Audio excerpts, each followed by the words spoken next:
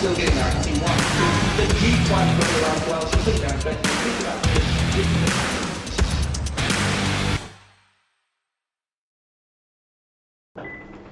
Hi everyone, this is John McLeod from Macbet. Just going over the last weekend's what we did and what the market, how the market played, and pretty much a few black bookers and how this track's actually played. Pretty difficult day for me. Our best bet won, but when we had a nice result on that, it was around about the 290 in the morning, 290, 280, and it pretty much got into around odds on at one stage and bounced back a little bit to around the $2 mark in Scalapini. But I sort of bet along on a few other races and got it wrong, so finished up having a small loss, but it could have been quite good after Scalapini. The track completely bamboozled me. Just got a few things in from Shane Baker from Punting Form, and he's sort of of the opinion that the inside part was no good, and it just got better and better as it went out. I was exactly the same as that on the day, but more when we've looked at it and how we do it, we've got it fairly even from about 1 to 5 lane, 1 to 6 lane, and then that 7 and out lane was a bit superior. So I don't know whether that was just because of the wind, because the wind was into their face behind them down the back straight, so they're going to run some sectionals early, or it's going to look like they've gone faster than what they actually did, and in the straight it's into their face, so the sectional is going to look poor. Now a lot of horses with a bit of cover back in the field and then peeling out, if they weren't exposed too quickly, they went good. So a lot of the horses coming out wide, that might have been the reason. So it's a very, very difficult day. I'll be using these figures out of this meeting a bit cautiously. That's how I'm going to be playing it. So getting on to race 1, you can see we had a half a unit on Miss Shanty. It was mainly because it was just thrown in at the weights, and even though the pace was slow, you can see our map here, we had no speed on. It's going to get back in the field. It was just a worry for us. So I think I had a very small bet on Miss Shanty. It was disappointing, if anything. It was first on the scene. It may have been exposed, like I was saying before, horses out wide that were exposed too early, were vulnerable to horses just coming off their back, and this is what actually happened with Miss Shanty, and the winner, who was it, Picaro, just was able to peel off its back and get it down. They came for horses like Open Road, which I couldn't have on our figures. We had it $13 and it came into about $5.50. Vance Warning, we couldn't have it. We had it quite big. Picaro, the winner, we had it around about the market price, but I didn't really want to get involved here too much, so we sort of got off to a small loss. The next race. This race I was totally concerned with Alaskan Sun because it was coming off such quite a big run at the Gold Coast when it was sat wide and made a long run after missing the kick, but the fence was definitely no good that day. So it was a matter of, do you give it anything or do you just let it play as it stood? I gave it some in the morning and I got it fairly short, and I was happy to be on it. But the more I thought about it, I thought, the market's not there. This bloke's John Smurden, he's very cagey sort of thing, and when the money's for him, it'll go good, and when there's no money, you just got to be very careful. There wasn't much money for it, so I sort of put it out to mark. I kept it under market just to be on it, and I didn't really play too hard in this race at all. Trevelyan, I was concerned with it. I wanted to have it right in the market. I forced it to get to about $3.80. I was happy to eventually bet against it, just because I thought I've given it every possible that I can give it, and I can only get it at that price.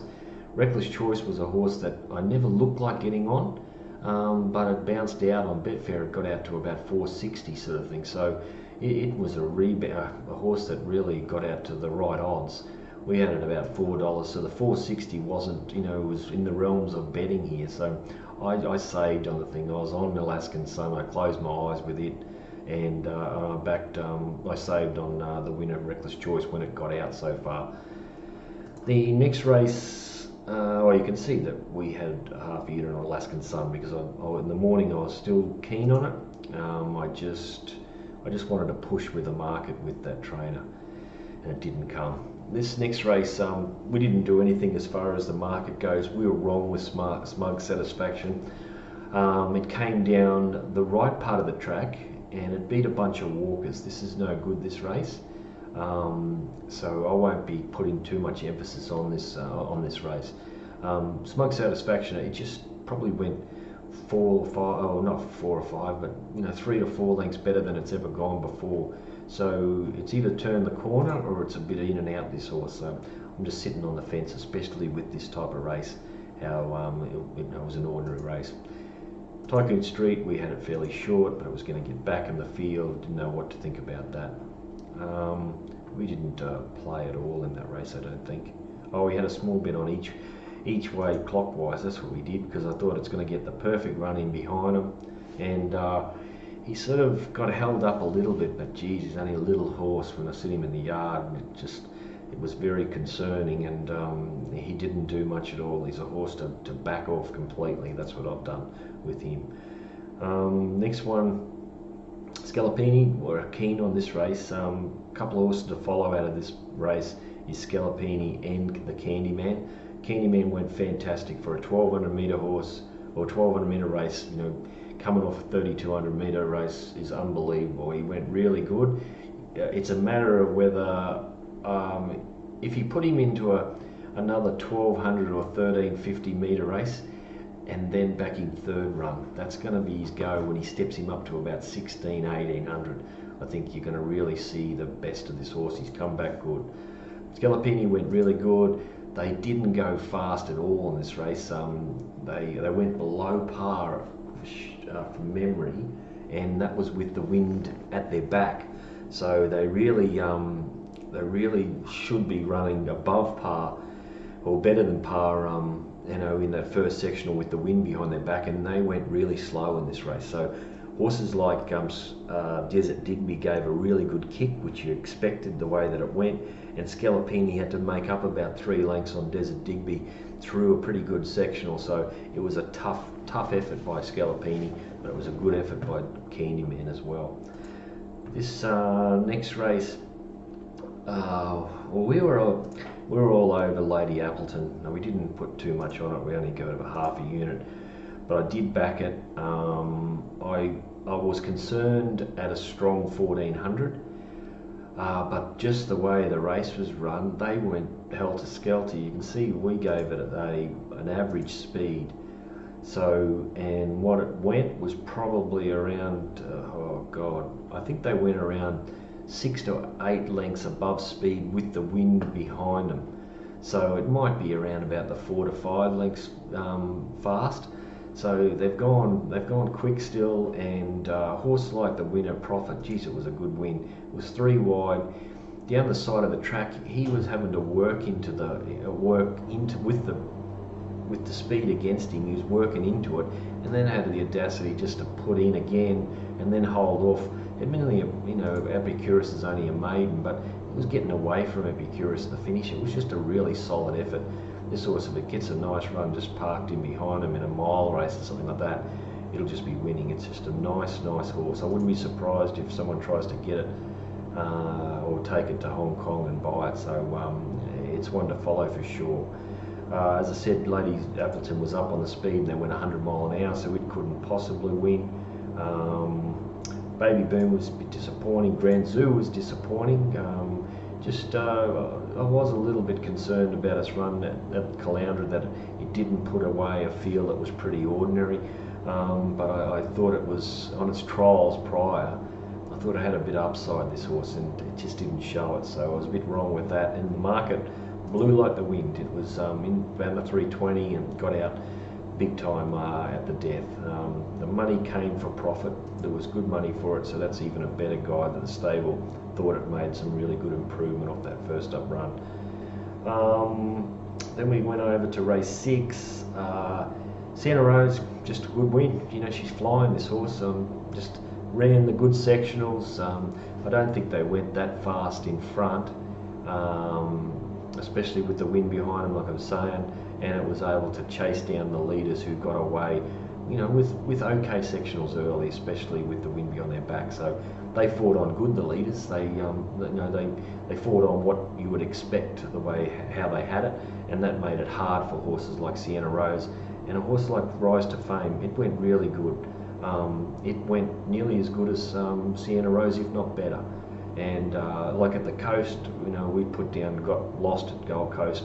The previous was all right. I just can't remember where that was, but its runs have been okay, and it's proven it again. The only problem is it gets back in the field, this horse, you know, a lot as well as Sienna Rose. So you're always looking for a bit of speed, and maybe Eagle Farm or Caloundra, he's got to wait for those horses. We thought Elixir had a nice chance in this race. We thought it'd get a lovely run. Everything fell into its hands, loomed up, got down the leaders, but then couldn't hold off Sienna Rose. So that was, you know, we had a chance there, especially around about the $9 in the morning. Dreamtime, it was short enough, but it went all right. Sat 3 wide the trip and went good. We had it a lot longer than the market, even though we backed it the previous start. But we were a little bit wrong with that, because it did go quite good. It didn't deserve the 260, but it didn't race like a $6 shot either. So it was probably in the middle of there. The next race, race 7, we thought Lifesaver had a chance. At this stage, I was thinking the fence was no good at all, and I wanted horses coming out wide. Now, we speared everyone in the audio into Last Scoper. We thought Byrne would be able to, these would go quick and he'd come out and go around them. He went to the fence, and you know, I was sick in the run, and he just loomed and he just didn't go on with it. I was really, you know, shaking my head at Byrne on the day, but now that we look back at this, and I'm sort of saying that the fence wasn't as bad as I thought, but as I said, Shane's saying that he thinks the fence was a no-go zone, really. So it's a bit of a question mark. Horses like Lifesaver didn't go too bad. It just got held up at the wrong time, as it, you know, went okay. Takes time, just runs sectionals all the time. He gets back, he's just got a few problems. He's a bleeder, and they've just got to be very careful with this horse. Kill Sequence had its chance. Mains, as we said, told everyone in the morning, it had bar plates on, and you just don't want to play when they've got them on. Just, you know, stay away. And it blew from around, you know, $4.65 right out to $9.50, and would have been around $13, $12 on Betfair. I think it was really on the nose the whole way through the betting. So the last match was $11 with Betfair, so it was on the chart. They were on the charge with it. The next race, race 8. I thought Aquavit, I was trying to give it a chance, because Stuart said that they were going to ride this quieter than it did the other day. They was told, the stewards, they were going forward, and it did, and it just punctured. Thought it would go better ridden quiet. Just went fair, you know, if that. Just didn't do much. I was happy to play in this race. I was very keen to bet against Magnified, and you can see we had it $16. It's gone okay, definitely. I only got beaten about a length, and so we've been wrong but right. Kubis, you know, I was dirty on myself for not saving on it. I wasn't looking to back it, and I didn't think the price was there, and it was. I just don't know what price Betfair got out to. It was out to, yeah, last match was just over $10, so, you know, I should have had it up. I only had about 5 horses up there looking at them, and I missed this one, so it was a bad blue. We wanted to bet against Tester Shadow. We were betting against New Tipperary. Merendi, we were happy to be on it. It was disappointing. It was there at the right time. We were on Fit for Purpose. You know, it got back and ran on. I think it ran 3rd or 4th here. It ran 4th. Ruling Dynasty, we thought it had a nice chance at $31, and halfway down the straight it looked the winner, and it just died in its run. It's going to take some improvement out of this run for sure and certain. And we were on Aquavit, which was well backed. It shortened up, and then it bounced back a bit, but just solid money for it the whole time. So we were wrong when we lost on that race, and we shouldn't have. It was just a bad play. We stuffed that up. The next race, race 9, we bet up on Male Escort. We thought it had a really nice chance. You can see where I had it. I had it just off the speed, with a few of these horses. Constant Flight was always going to get a lovely run. Male Escort, I thought, would just be in the right spot just behind him. Now, I'm not saying Carl did the wrong thing, but because the horse is one that can really pull, and it's not a horse that he can actually give it a dig out of the barriers and get it there, because if he did do that, it all of a sudden it'd over race. So he had to be careful of it, and a lot of the horses inside of him kept on kicking up, and he had to drag it back, and he got back to second last or something like that, or third last on the corner, and was pushed wide on the turn, and it was lucky enough to get up for third. So we were on it each way, thank God, and it looked terrible the whole way around. If you were on Constant Flight, you were just curling the mow most of the way. It was always going to be the case that it was going to be up there, but as you can see, we couldn't actually get it there. But it's mainly because of the market, how much shorter we had Constant Flight. If I made it Male Escort, if I make Male Escort where it actually was on the map, it's a $6 shot, and it firms up a lot of these other horses, sort of thing. So we were still wrong on Constant Flight. It's gone better than we thought it could go. What else? All Important, nothing much. Exo Dream, we were totally against it. I didn't think it could win. It run out. I don't think it got. Oh no. Where's Exo Dream? I think it might have run 4th or 5th from memory. Exo Dream, yeah, run 5th. So we were totally against. That was one of the horses we were keen to bet against, but we were keen to bet against Constant Flight too. So, away from Male Escort, there wasn't a lot of horses that we wanted to back. So I thought the Male Escort each way was perfect. I think if he was able to get into the position that we had it in, it would have won for sure. So, but it was just a matter of, I just didn't think about that Carl couldn't push out in this thing, so he just got back. That's about all. I think we just lost on the day, and it was disappointing because we charged into Scalapini and we had a nice little lead and bled it all back, so it wasn't all that good. Anyway, that's about all from me. We'll be back next week. We got, I think Happy Valley on Wednesday. I'm just going to have a check about that. So it'll be the first day for Happy Valley. We didn't go too bad at Chartin on Sunday. We had a winner or two, a couple of seconds, which made a big difference. But a few horses we laid up there, and they were short odds. We finished up getting something out of them on Betfair, so that was really good.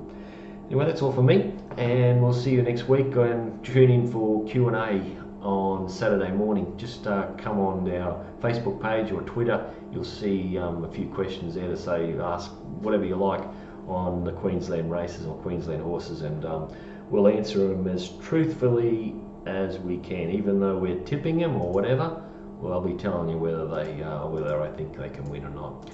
All right, cheers guys, thanks. Hi everyone, John McLeod from macbet.com.au.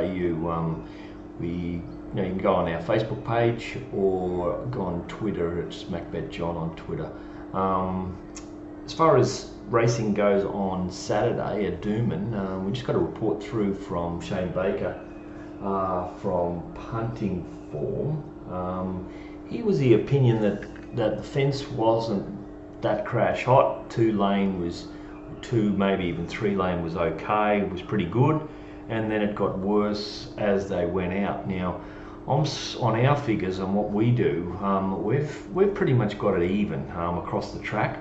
Maybe the fence was a little bit inferior right on the fence, the 1 lane, and I'm saying this just because the first 3 or 4 races, a few of the horses in that 2 lane were able to get away with it, and I think it was because of the way the races were run. On-pace horses went good.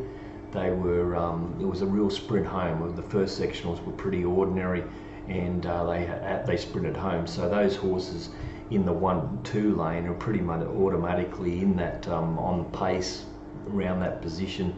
horses back in the field veer off the fence on most occasions. So I do think there was a little bit of an advantage on in that 2 lane, and I was surprised that the fence didn't play as good, or right on that fence didn't play as good as what you'd expect on a day where a lot of the races were run fairly slowly. So it was interesting.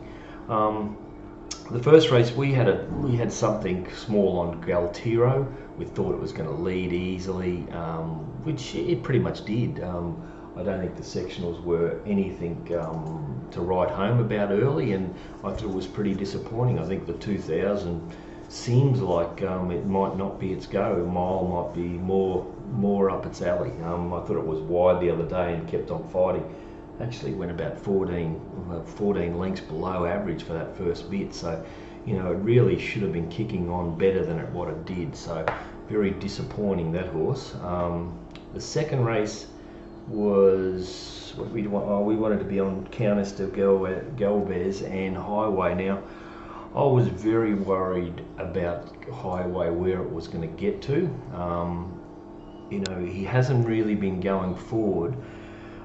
He did go forward here though. He finished up going around from this position right over to here and got in front of Countess de Galvez, who finished up third on the fence. Now, if you put these two together, like you can see how my, you know, I've got it around the $6 mark, Highway, and $3.70 Galvez.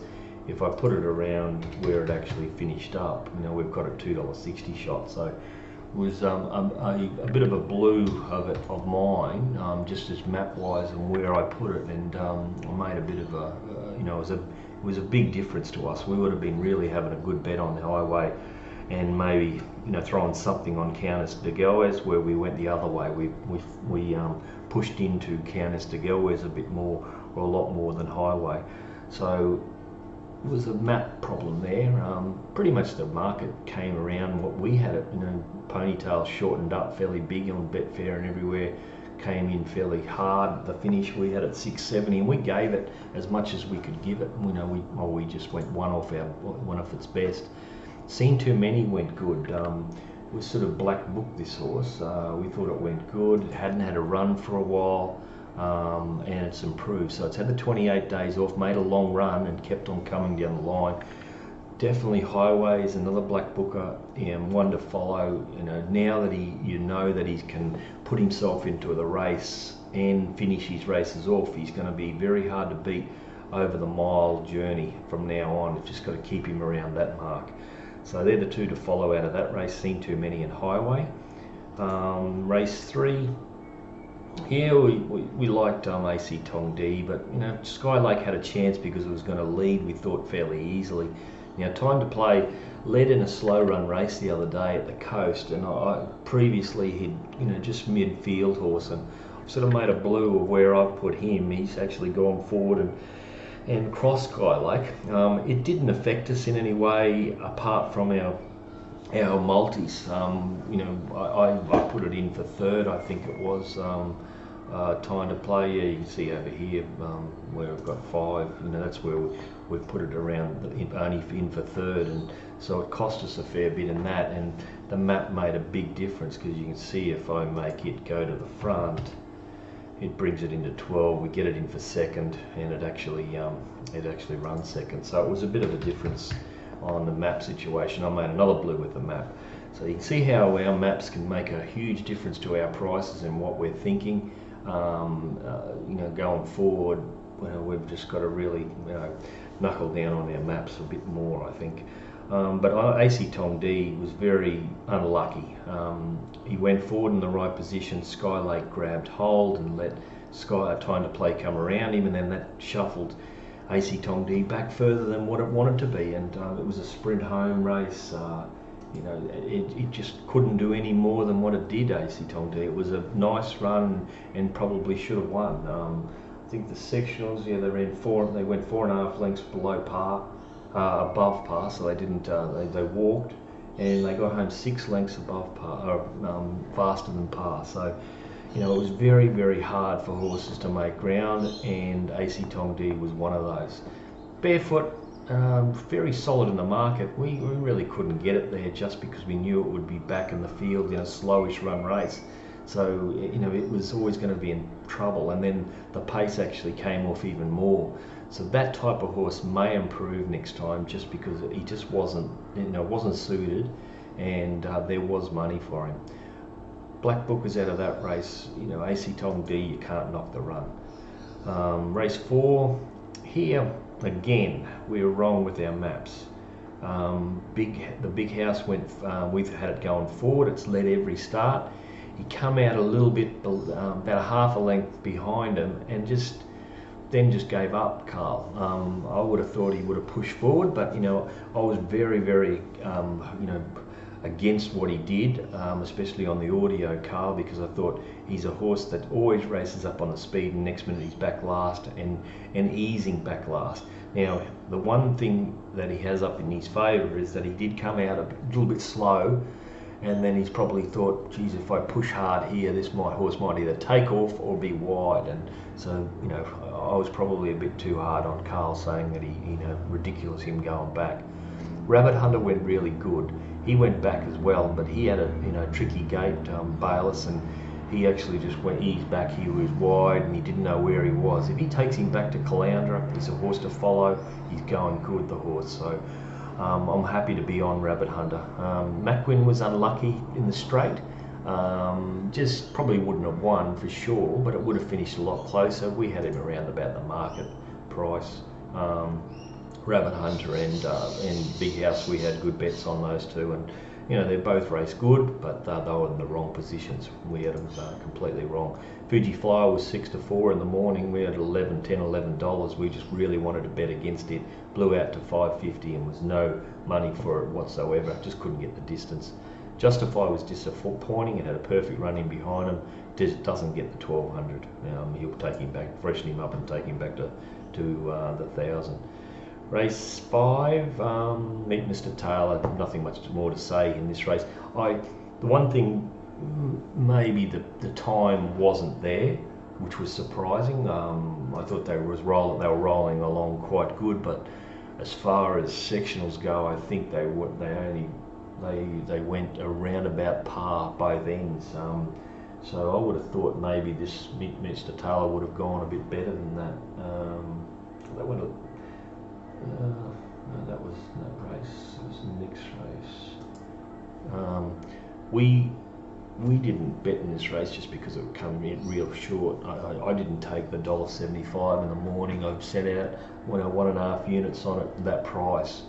It's come into $1.40 at the finish, and I should have been making a decision earlier than I did, and missed the boat with that horse. Meet Mr. Taylor was on par for the first bit and ran about a half a length slow for the second bit. So you'd think he'd run a bit better. So, I'm not bagging the win, but it wasn't as good a win as for a $1.40 shot as than what you would expect it. Again, that race was interesting because Capital Connection got up on the fence. Looked like it was going to dart through, but as I said, the fence was no good. Right on that fence. So that might have been a reason why that horse didn't finish off as well as it did, as what you'd expect. But that's just, I'm not 100% sure about whether it went any good. He sort of just peaked on his run, I thought, but could be on that fence. That's the only little positive for it. Race 6. Interesting race this. We had Shelwar fairly short in the morning. We had it around 2:30. That's what it was. There was no money for it at all, or for 189 day break. So we sort of made it market and to see where we sat with everything else. Frangipani Moon was a stack of money. You can see where it was going to map, was going to get in the perfect position. It had every possible, just run down by a better horse in Veronese. Veronese come out a half a length slow, but Frad was able to hunt it through and get into about a midfield position. And when Veronese was with Shelwar in the run, you just knew Veronese would beat Shelwar. So it was heavily backed, Veronese. It came into about 420. It was around the $5 I think earlier, and but it was solid money on Betfair late. Strong money, and it was a good win. Drummador was a horse to follow. It stayed at the 1200 metres, second up. Now if it goes to the 1400, 1600 at a big track, it'll be going close. Our girl Suki went better at the 1200. He was held up in the straight, or she was. Went alright. I thought it was a touch disappointing. So the two black bookers in the race were Drummer probably just Drummer. Our girl Silky's had a few chances. We've been tipping it a fair bit lately. Gemma Scotland firm right up into 250. Sectionals were alright from memory. We'll skip that up in a minute. Written with these run second. It chased hard. It went good. I wish it was at Caloundra on Sunday. It was it was a certainty up there in a race, and he put him in this race, but he probably got just as much prize money out of the running second here than Sunday. But Gemma Scotland's a nice horse. He had to push forward. He rode a perfect form, and he did the right thing by going forward. We didn't know what he was going to do. We were a bit hesitant in the map here. Mad Irish Tycoon took off around it, but Gemma Scotland got into the right position, did the right thing, was too good for him, even though he was first up. And I heard the trainer say that he's going to take improvement out of the run. So he's a black booker. He's a horse to follow because he's just a nice horse. Garibaldi just had nowhere to go. He was out here. He was just in no man's land. I was surprised trainer, keeping him in this race, because he just had there was just nowhere to go for him. Must have been a fitness thing that he was getting him ready for something coming up in the next couple of weeks.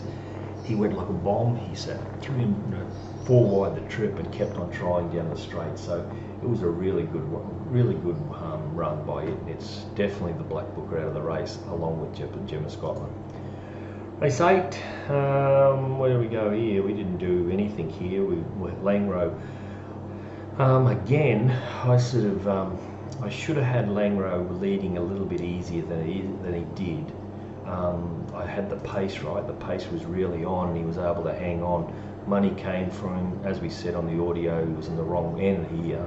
That he was in the wrong part of the track at the coast, and still pinged and got up, and just going from 1200, I think it was 1100 or 1200 at the coast to 1350. Those 1100, 1200 metre horses, they got a lot more speed than the 1350 metre horses, so he was able to just cross all these fairly quickly. They put a bit of pressure on him, and he ran along quick. In the run, I think they went about 6 lengths faster than average, and he was still able to boot and kick away again. So if he finds a race with not as much speed and able to cross him, 1350, 1400 at Eagle Farm, I think he'll win again, this horse Langro. Next race, again the favourite, that was race 8. Race 9, this race where I hated this race. I didn't know where to go. I thought Sort of Justice would lead, which it did, and had every possible. We thought Sabcat had a nice chance at good odds. It came in from about 11 or 12, $13 into $8 on Betfair, or about $9 on Betfair. Manea, they came for heavy. It's a cat. It just needs the run of the race, and it did get it. It's pings sometimes, other times it doesn't. It's just a horse you cannot follow. Sick about El Campeador. Again, we had him out here.